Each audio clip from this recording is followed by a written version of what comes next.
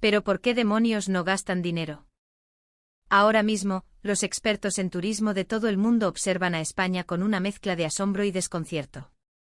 A pesar de que la mayor avalancha de turistas extranjeros de la historia está llegando a nuestras costas como un tsunami imparable, el indicador clave, el gasto medio por persona, ha sufrido una caída inexplicable, casi un desplome. Normalmente, si el número de visitantes se dispara, los ingresos turísticos de todo un país deberían explotar en proporción. Es un principio básico de la economía. Sin embargo, aquí en España, esa vieja ley ha quedado completamente hecha añicos. Medios de la talla del Wall Street Journal o el Financial Times han bautizado este extraño fenómeno como el enigma español, dedicando día tras día portadas y análisis urgentes. ¿Es acaso el resurgimiento de los touroperadores de bajo coste? ¿O es que los precios en España se han vuelto tan prohibitivos que los turistas se ven obligados a apretarse el cinturón? Algunos de los analistas más agoreros incluso han llegado a temer que nuestra industria turística haya entrado en una fase de vaciamiento, una burbuja a punto de estallar. Pero detrás de todo esto, amigos, se esconde un giro de guión tan impactante, tan radical, que ningún otro país del mundo ha presenciado antes. Las series españolas que han reventado las audiencias globales, nuestros productos culturales y la fascinación por la moda y el estilo de vida español están generando un cambio de comportamiento sin precedentes, uno que está dinamitando desde sus cimientos los modelos turísticos convencionales. En particular con el éxito estratosférico de una serie como La Casa de Papel en las plataformas de streaming, lugares muy concretos de Madrid se han convertido en auténticos lugares de peregrinación, en santuarios que están alterando los flujos económicos de la capital. ¿Qué es exactamente lo que está atrayendo las miradas y los pasos de miles de millones de personas de todo el mundo hacia España? ¿Y esos turistas, a los que se acusa de no abrir la cartera, qué demonios están comprando en realidad cuando llegan aquí? Ahora, vamos a sumergirnos en esta increíble verdad. Suscribíos al canal, dadle a like y dejad un comentario. Vamos, España. Mi nombre es Eva Smith, y soy la directora de Estrategia Turística en Ecotree, una consultora global de origen alemán. Y si os soy sincera, este viaje de trabajo a España era, para mí, una especie de degradación profesional. Durante los últimos 15 años mi carrera se ha centrado exclusivamente en el desarrollo de resorts de lujo en Europa y Norteamérica. Para mí el núcleo del turismo siempre ha sido un concepto muy claro: el dinero y el rendimiento público. La cantidad de turistas no importa. Lo que de verdad define el nivel turístico de un lugar es el valor que un solo visitante, aunque sea uno, es capaz de generar antes de marcharse. Siempre he defendido esa idea con una fe inquebrantable. Sin embargo, mi opinión sobre el mercado español siempre ha sido, como decirlo, severa. Esto se debe a un recuerdo terrible de mi juventud, un viaje de mochilera con 20 años por la costa mediterránea que se quedó grabado a fuego en mi memoria. Calles sucias, comerciantes que solo veían a los turistas como cajeros automáticos con patas y souvenirs de una calidad pésima. Para mí el sur de Europa y en especial España, era sinónimo de caos, turismo de borrachera y baja calidad. Aunque el país se hubiera modernizado, aunque fuera conocido por sus infraestructuras y su alta velocidad, mi juicio era que en materia de turismo, seguía anclado en ese modelo barato, de sol y playa para las masas. Al despegar del aeropuerto de Frankfurt, rumbo a Madrid-Barajas, me dirigí a mi equipo con un tono lleno de confianza, casi de arrogancia, mientras sostenía una tablet con las estadísticas del Ministerio de Turismo español. Mirad esto, por favor. El número de visitantes ha aumentado un 120% respecto a 2019, antes de la pandemia. Pero y aquí está la clave: la facturación de las tiendas de lujo en los aeropuertos, los duty free, ha caído en picado. Mi dedo índice golpeaba la pantalla con seguridad. Esto, señores, es la prueba irrefutable de un mercado de bajo margen. No están vendiendo una cultura única, están vendiendo baratijas y una moda pasajera por una serie de televisión. Eso no es más que una subcultura para jóvenes, insuficiente para atraer al segmento de mediana y alta edad con verdadero poder adquisitivo. Así lo sentencié. Mis análisis siempre habían sido impecables. Y esta vez, estaba convencida, no iba a ser una excepción. Tras aterrizar en Barajas y tomar el tren de cercanías hacia el centro de Madrid, mis convicciones no cambiaron un ápice. El paisaje que se deslizaba tras la ventanilla era una sucesión de edificios grises impersonales. Desde luego que ciudad tan poco atractiva, pensé con desdén. Sin embargo, en el instante en que puse un pie en la plaza de Cibeles, la escena que se desplegó ante mis ojos fue suficiente para detener en seco todos mis pensamientos para hacerlos añicos. Al principio creí que estaba presenciando una manifestación masiva, o quizá que había ocurrido algún desastre y la gente estaba siendo evacuada. Porque los alrededores del Banco de España eran, sencillamente, un mar de gente. Una marea humana compacta, negra, que lo ocupaba todo. Lo más impactante, sin embargo, era la composición de esa multitud. No eran solo los típicos grupos de turistas con una bandera. Había mujeres de Oriente Medio con velo, jóvenes europeos con enormes mochilas, americanos con viseras y riñoneras, y gente con atuendos coloridos que parecían llegados de Sudamérica. Era como una exposición universal de nacionalidades. ¿Por qué demonios no estaban en el Museo del Prado o visitando el Palacio Real? ¿Qué hacía que se congregaran como una nube de langostas en pleno centro financiero de Madrid? La urgencia me pudo. Sin siquiera dejar el equipaje en el hotel, me lancé a investigar sobre el terreno. Al bajar del taxi y sumergirme en la multitud, el calor humano me abrumó. No era el simple bullicio de un lugar turístico. Era una energía febril, intensa, casi religiosa, como la que emana de los fieles en una ceremonia sagrada. Vi pasar a un grupo de franceses. En sus manos no llevaban bolsas de Loewe o Chanel, sino bolsas de plástico del Corte Inglés.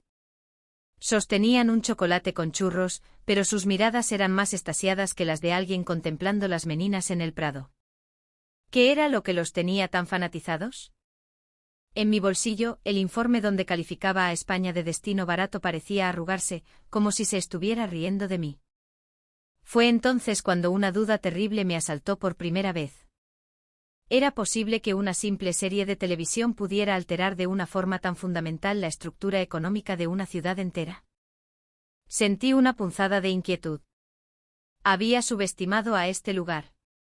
Había subestimado el poder del contenido que habían creado. Esto no era una simple moda pasajera. Una fuerza gigantesca y desconocida estaba devorando la ciudad.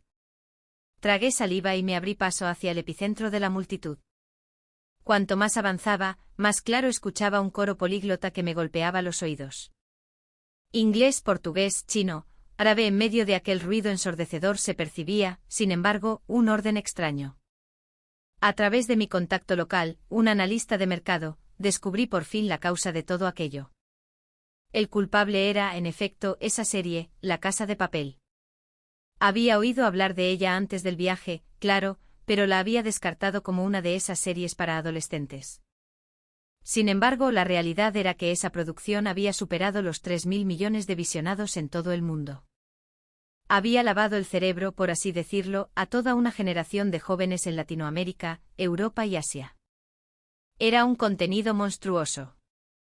Y el lugar donde los protagonistas, enfundados en sus monos rojos, llevaban a cabo su épico atraco era, precisamente, el Banco de España. Lo que vi a continuación desafiaba toda lógica. Cientos de extranjeros vestidos con el mono rojo y la máscara de Dalí, recreaban escenas de la serie, grabándose con sus móviles. Era como una gigantesca fiesta al aire libre, un performance colectivo. Frente a la imponente fachada del banco, el espectáculo era aún más increíble. Para capturar una foto perfecta, miles de personas esperaban durante más de una hora, bajo el sol abrasador de Madrid, simplemente para posar. Joder, esto es una locura, musité para mis adentros. Ningún monumento histórico en Europa, ninguna milla de oro, podía generar una devoción tan espontánea y tan física. Había visto a gente hacerse fotos frente a la Torre Eiffel en París, pero nunca había visto a nadie llorar de emoción o bailar delante de ella. En ese momento se acercó a mí mi socio español, Javier García, jefe de estrategia de una de las grandes cadenas de distribución del país. Vestía una camisa sencilla, pero su mirada era afilada como un bisturí. Pareció leer la perplejidad en mi rostro y con una media sonrisa, me dijo, sorprendida, ¿verdad, Eva? Pues esto no es más que el principio. Javier sacó su tablet y me mostró unos gráficos. Una línea roja ascendía de forma vertiginosa. Eran los datos de facturación a extranjeros de cadenas como Zara, Primark y los supermercados del Corte Inglés. Zara un 210% más. Primark un 180%. Mercadona un 95% de aumento. ¿Sabes lo que significan estas cifras? Miré los datos, pero no podía entenderlos. Las ventas en las tiendas de lujo de la calle Serrano se mantenían planas. ¿Por qué demonios las tiendas de ropa barata y los supermercados estaban experimentando un crecimiento tan explosivo? Mientras mi mente echaba humo, Javier continuó: estos turistas que ves no han venido a hacer turismo. Han venido a convertirse en los protagonistas de la serie. Llevan la ropa que llevan los protagonistas, compran la comida que comen, beben lo que beben. Para ellos, España no es un destino turístico. Es la materialización del universo que admiran. Sus palabras fueron como un puñetazo en la mandíbula. Claro. No era turismo. Era un ecosistema económico gigante y móvil. El contenido impulsaba el consumo en el mundo real, y ese consumo, a su vez, reforzaba el fanatismo por el contenido. Un círculo perfecto. Yo hasta ahora, solo había sido capaz de entender el turismo como un acto de contemplación. Pero España lo había hecho evolucionar. Ya no se trataba de experimentar, sino de comprar un estilo de vida. Aún así, quedaba una pregunta sin resolver. Pero incluso si es así, Javier, la caída del gasto medio sigue siendo una pérdida económica, ¿no? Vender 100 raciones de patatas bravas a 5 euros no genera el mismo beneficio que vender un solo bolso de 30.000, le rebatí con acritud. Entonces Javier me llevó al mercado de San Miguel, cerca de la Plaza Mayor. Y allí me enfrenté a otro shock. En los bulliciosos pasillos del mercado, riadas de extranjeros hacían cola.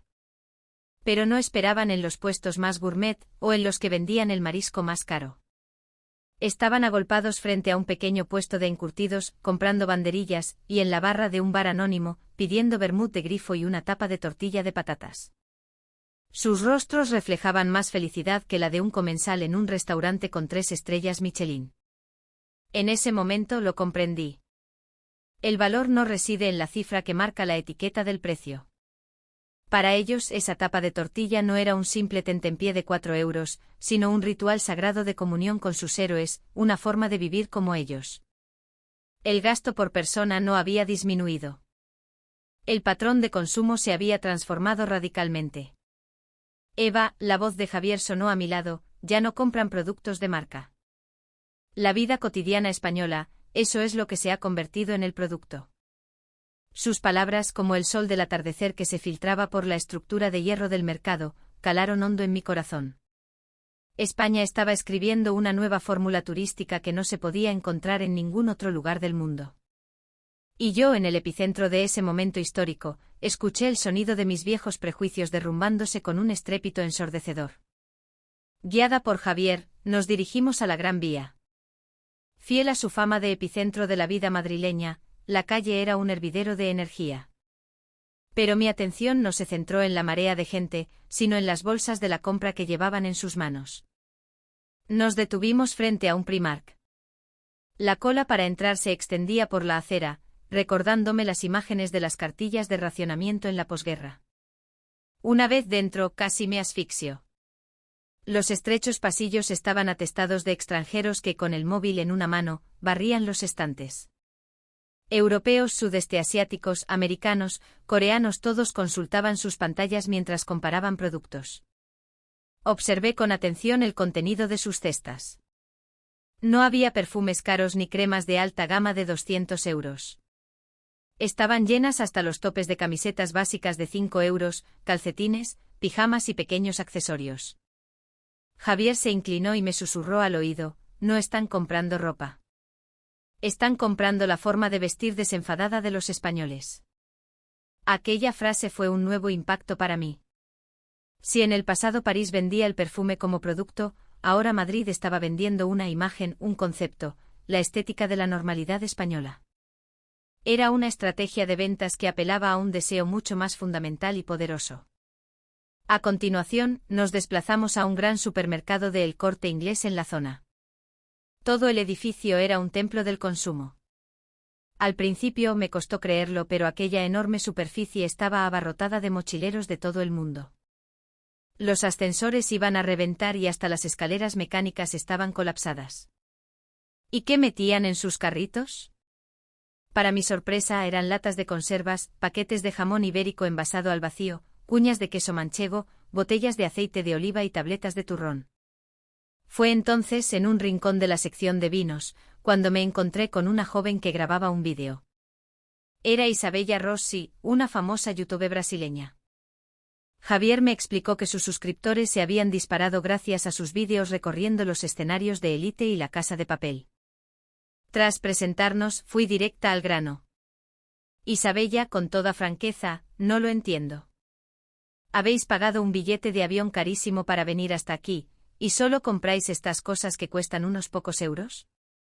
Isabella rió con ganas, sus ojos brillaban como joyas. ¡Ay, Eva! No venimos a comprar cosas, venimos a vivir y a llevarnos a casa el estilo de vida de la gente de aquí. Un bolso de lujo lo puedes comprar en París o en Nueva York, ¿verdad? Pero disfrutar de una sobremesa, de una charla que se alarga durante horas después de comer, pasear por la noche sintiéndote completamente segura, o aprender a hacer una buena tortilla de patatas, esa es la verdadera vida que solo puedes experimentar en España. Su respuesta fue como un martillazo en mi nuca. El menor gasto en artículos de lujo no se debía a la falta de dinero. Se debía a que su forma de consumir la esencia de España era completamente diferente.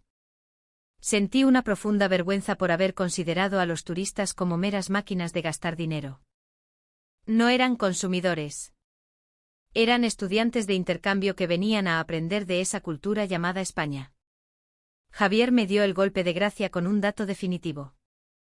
El número de turistas supera al de 2019, pero el gasto medio es inferior. Muchos expertos dicen que es una crisis. Yo lo llamo un ajuste en fase de expansión. En el turismo de experiencias, el gasto no se concentra en unas pocas marcas de lujo, sino que se dispersa capilarmente por los bares de barrio, las tiendas de ultramarinos y las marcas de precio medio. En el cómputo global, puede parecer que ha disminuido, pero en realidad, el dinero está irrigando los vasos capilares de todo el ecosistema económico. Es una estructura mucho más sana. Fue entonces cuando todas las piezas del puzzle encajaron en mi cabeza. España estaba llevando a cabo la democratización del turismo. No un turismo de lujo solo al alcance de los ricos, sino un turismo donde cualquiera podía venir y sentirse feliz comiendo, vistiendo y viviendo como un español más. Este era, precisamente, el nuevo modelo de creación de valor que llevaba años buscando y que había sentenciado que jamás encontraría en el sur de Europa. Al salir del supermercado, sin darme cuenta, yo también llevaba en la mano un abanico que había cogido. Su tacto artesanal acariciaba mis dedos. Este pequeño objeto, pensé, podría convertirse en un símbolo de España mucho más poderoso que un bolso de Chanel. Por primera vez sentí una vergüenza profunda por mi ignorancia, por haber despreciado a España como un mercado barato. Salimos a la calle. Había anochecido y las luces de la ciudad brillaban. Bajo ellas una infinidad de extranjeros reían felices, con un bocadillo de calamares o una caña en la mano.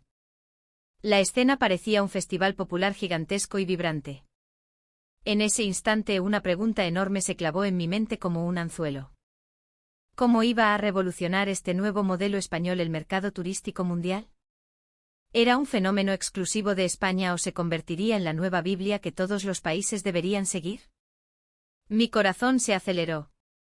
Tenía que informar a la sede central de este descubrimiento trascendental. La idea hizo que se me erizara el vello. Intuí que este no sería un simple informe de viaje. Sería una profecía que reescribiría la historia del turismo mundial. Aquella semana en España fue un terremoto que sacudió los cimientos de mis 30 años de carrera. En el avión de vuelta a Frankfurt, no pegué ojo en toda la noche. En la pantalla de mi portátil, solo el cursor parpadeante me apremiaba. Con los dedos temblorosos, escribí el título del informe. España, el modelo turístico de la economía conductual basada en el contenido.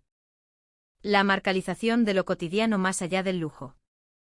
Tras escribir el título, todas las escenas que había presenciado esa semana pasaron por mi mente como un relámpago, la gente bailando en la plaza de Cibeles, la locura por los productos de supermercado, la felicidad de comer una simple tapa.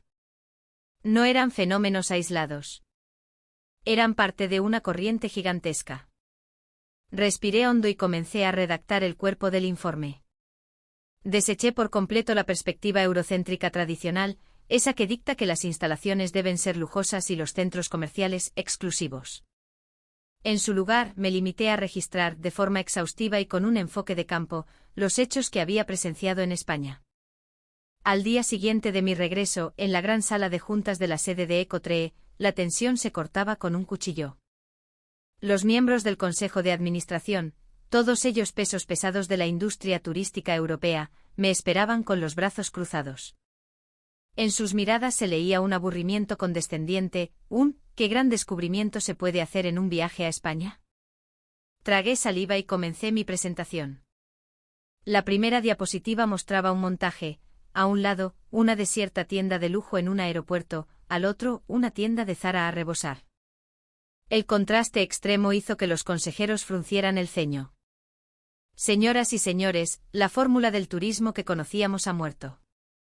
O al menos en España ha muerto. Mi primera frase provocó un silencio sepulcral en la sala. Continué apoyándome en los datos, el cambio en los patrones de consumo de los visitantes, el aumento del tiempo de estancia y la explosión en la intención de volver a visitar el país. No van a España a comprar un Louis Vuitton. Van a España para convertirse en españoles. Esto no es consumo, es asimilación cultural. Porque una marca de lujo se puede comprar con dinero, pero el estilo de vida español es una experiencia exclusiva que solo se puede adquirir viajando allí. Müller, con un tono de fastidio, me interpeló: Eva, ¿cuál es la conclusión de todo esto? Si no gastan dinero, significa que no hay rentabilidad. No necesitamos un análisis exhaustivo de un mercado de bajo coste. Como si hubiera estado esperando esa pregunta, contraataqué. No es que no haya rentabilidad, es que la estructura de la rentabilidad ha cambiado. Antes solo ganaban dinero las tiendas de lujo y los grandes hoteles. Ahora, ganan dinero los bares de barrio, los supermercados y las marcas de gama media de toda España. Esto significa que el efecto económico del turismo se ha extendido por todo el país. Se ha logrado a la perfección el tan ansiado efecto de goteo. Hice una pausa y lancé mi conclusión más importante. El turismo en España no está en crisis. Al contrario. Es el resto del mundo el que se encuentra en la posición de tener que imitar el modelo español cuanto antes. El turismo sostenible y centrado en lo local del que tanto hemos hablado en congresos, España ya lo ha alcanzado, y lo ha hecho a través de un arma poderosísima, su propio contenido cultural. El Consejo se sumió en un estado de shock. Para ellos, que hasta ahora solo habían visto a España como un destino de vacaciones barato, la idea de que estuviera marcando el nuevo estándar del turismo mundial era una realidad difícil de aceptar. El murmullo creció. Unos negaban con la cabeza, incrédulos. Otros, con el rostro serio, empezaron a tomar notas. Pasé a la última página de mi informe para asestar el golpe final. Si no aprendemos de España ahora, en 10 años nuestra empresa será irrelevante en el mercado global. España ya no es el que persigue. Es el corredor que ya nos ha sacado una vuelta de ventaja. Cuando terminé y me senté, mis manos temblaban ligeramente. Pero en mi interior sentía un ardor, una convicción que solo experimentan aquellos que se han enfrentado a la verdad. Me sentía abrumada por el hecho de que aquel lugar que tanto había menospreciado me estuviera mostrando el futuro de la industria a la que había dedicado toda mi vida. Esa noche, contemplando el perfil nocturno de Frankfurt desde mi ventana, me quedé pensativa. Sobre el paisaje urbano de la ciudad, magnífico pero algo estancado, se superponía la imagen vibrante e inagotable de la noche madrileña. ¿Lo sabrán los españoles? ¿Serán conscientes de que su vida cotidiana se ha convertido en el arma de seducción más potente del mundo? Empecé a envidiarlos. Y por otro lado, a temer su potencial. Mi informe, estaba segura, se convertiría en la primera piedra lanzada contra el estanque de la industria turística europea, y acabaría provocando un tsunami. El día en que pagaríamos el precio de haber subestimado a España no estaba lejos. Sonreí para mis adentros y alcé mi copa de vino. Por la victoria de España. Y por mí, por haber comprendido esa verdad antes que nadie. El ambiente en la sala de juntas era gélido como una estepa siberiana. La bomba que acababa de soltar, la afirmación de que España era el nuevo estándar mundial del turismo, había herido sin duda el orgullo de aquellos ejecutivos europeos conservadores.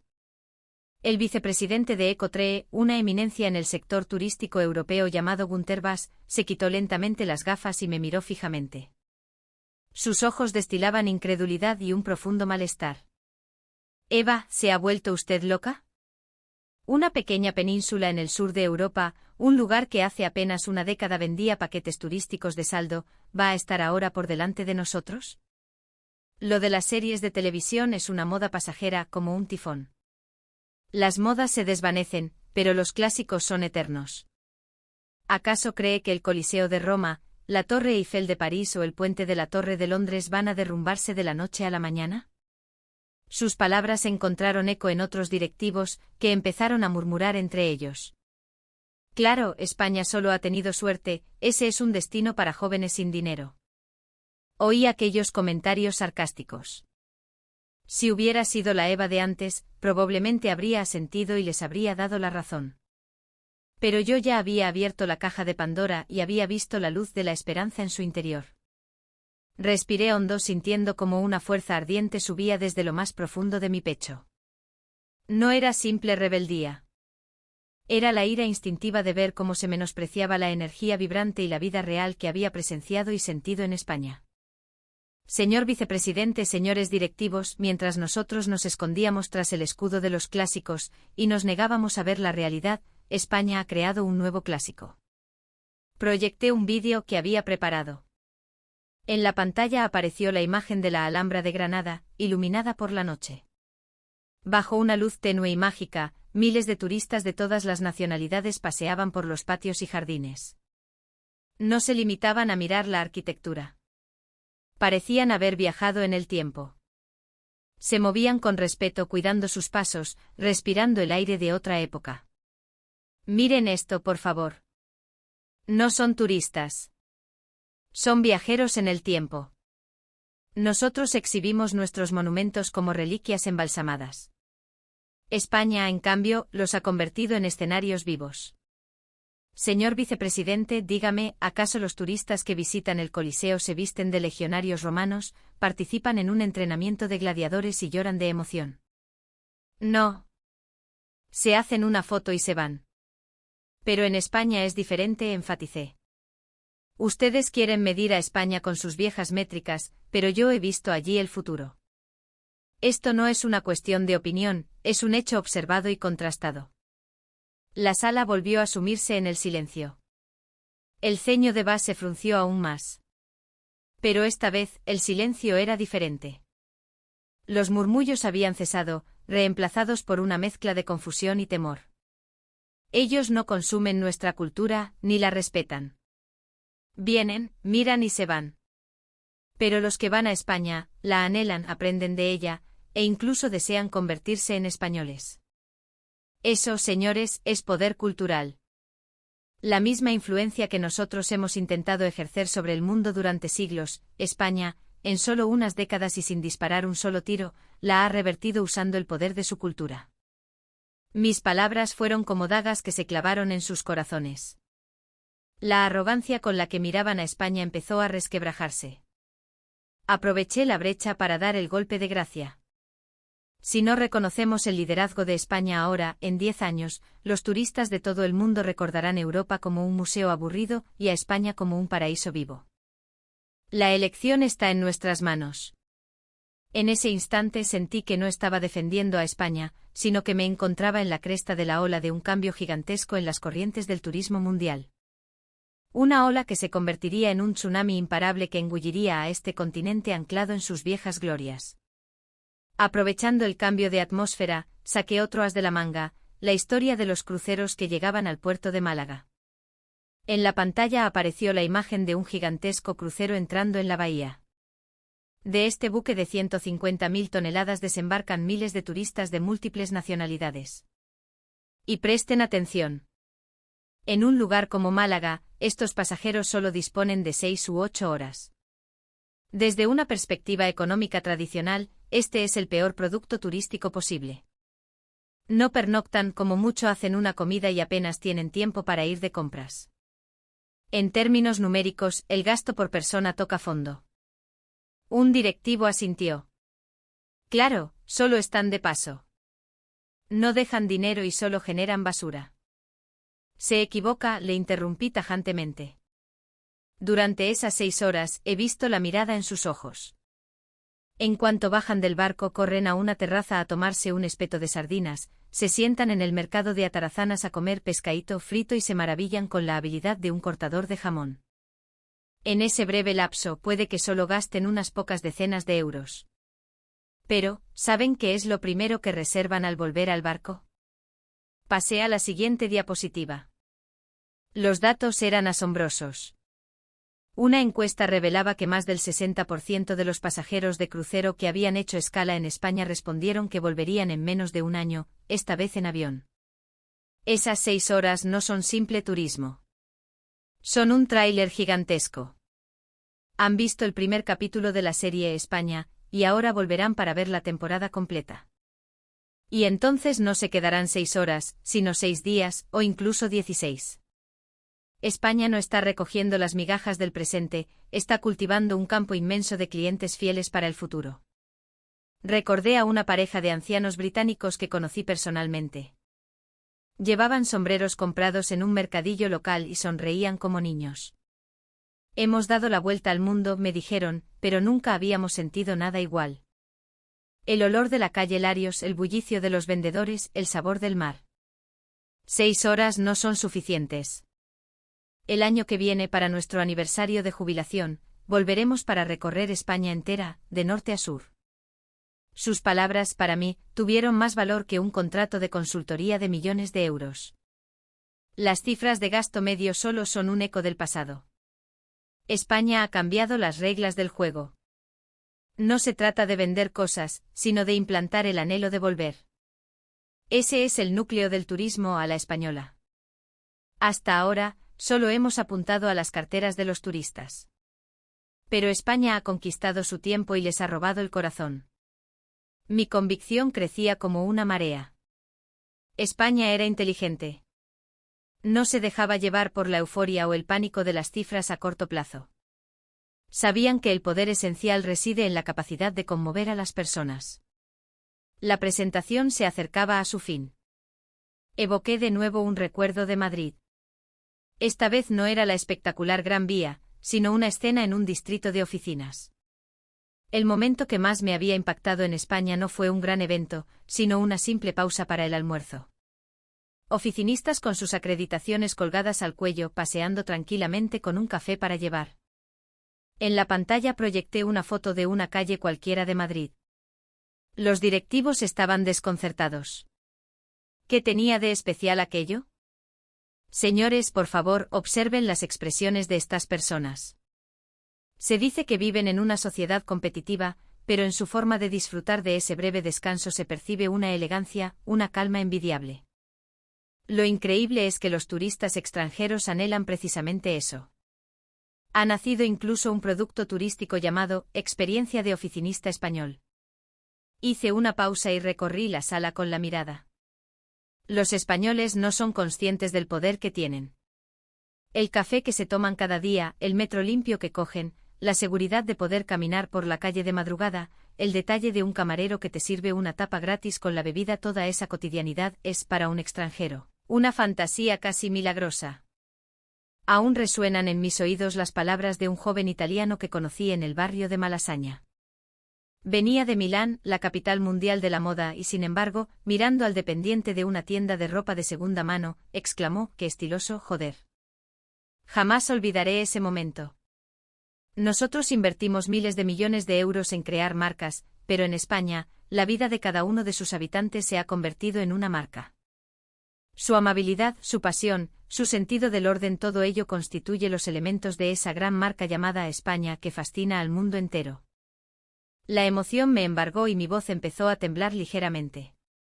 En ese instante comprendí que España no era solo una parte de Europa. España era, ahora mismo, un nuevo centro del mundo. Antes los artefactos culturales viajaban de Occidente a Oriente. Ahora, la cotidianidad de España fluía en dirección contraria. Era una tendencia irreversible.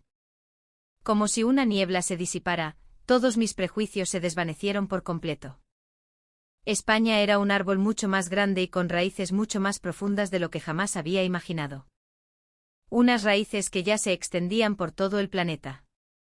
Y nosotros éramos simplemente unos de tantos que buscaban cobijo bajo su sombra. La vida cotidiana de España era un faro para el resto del mundo. Llegó el momento de la conclusión final. En la sala no se oía ni una respiración. Reinaba un silencio absoluto. Incluso el vicepresidente Bas había dejado su bolígrafo y me miraba fijamente. Entonces, ¿qué debemos hacer? ¿Deberíamos imitar a España? ¿Poner puestos de churros en el centro de París y emitir por los altavoces de Londres las bandas sonoras de sus series? Negué lentamente con la cabeza. Es imposible. Todo el mundo intentará copiar el modelo español, pero nadie lo conseguirá. Porque no es un problema de sistema, sino de ecosistema cultural. En la pantalla proyecté un triángulo imposible. En un vértice la tecnología más puntera. En otro una historia diversa y riquísima.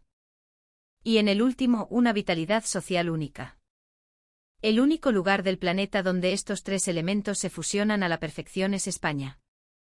Una historia de siglos danza sobre una red de fibra óptica de alta velocidad, y toda una nación vibra al compás de ese ritmo. Este ecosistema único no se puede construir en un día, dije con firmeza. Francia vende marcas de lujo, pero España vende cultura.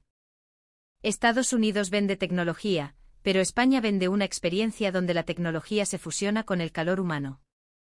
El consumo de experiencias es una estructura que España ha perfeccionado antes que nadie. La actual caída del gasto medio no es una señal de recesión, sino la prueba de que el consumo ha evolucionado, se ha democratizado y diversificado. En la última diapositiva, sobre una imagen nocturna de Madrid, aparecían unas letras en negrita: el problema de España no es una crisis. Es que va tan por delante que el mundo todavía no puede seguirle el ritmo. No debemos preocuparnos por España. Debemos preocuparnos porque corre tan rápido que pronto ni siquiera veremos su espalda.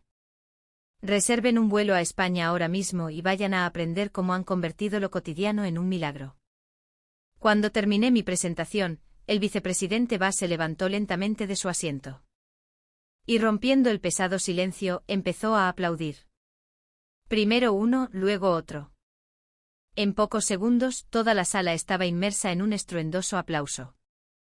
No era una ovación para mí. Era un homenaje a la gigantesca verdad que les había transmitido, una verdad llamada España. Miré por la ventana. Al otro lado de la Europa de cielos grises, imaginé a esa península que brillaba con luz propia en el extremo oriental. Allí, ahora mismo, gentes de todo el mundo se congregaban, escribiendo cada día una nueva leyenda. Yo, que una vez desprecié a España, me había convertido en su más ferviente evangelista. Y tenía la certeza de que esta corriente no se detendría jamás. Porque el mundo ya se había inclinado hacia España. ¿Hasta qué punto esta pequeña y vibrante nación seguirá sorprendiendo al mundo? ¿Qué nuevo milagro ocurrirá allí la próxima vez?